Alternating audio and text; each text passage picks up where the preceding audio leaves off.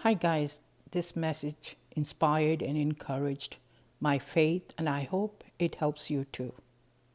Listen. Big faith to create a bright future. And when you think about faith, when I think about faith, the first thing that comes to my mind is I think about people talking about faith. And most people make the mistake of thinking that talking about faith, singing about faith, preaching about faith, hearing sermons about faith, going to a church that has faith in the name is the same as having faith. But none of those things equate to having faith. What is faith? Well, faith really is expectation.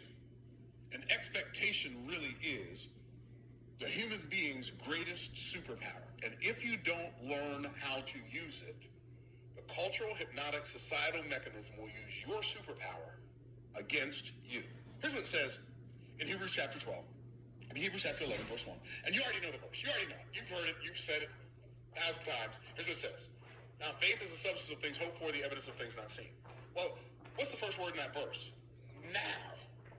Now is such a critical component to having faith. Why? Because faith is something you can only have. See, we can conceptualize faith without being in a now. We can talk about faith without experiencing a now. We can sing about faith without being in a now. The easiest time to have faith is when you don't need faith. Can I get a witness? The hardest time to have faith is when it's absolutely essential that you have faith. And that's why the first word is now. Now faith is the substance of things hoped for. Why? Because faith is something you can only have when you allow yourself to enter into a now that unlocks the door to a new level. So you need now faith to get to a new level. Right? But most people, when we come to the now that requires that we have faith, instead of going through the now that requires that we have faith, we turn around and go back to the circle of sameness for the rest of our lives.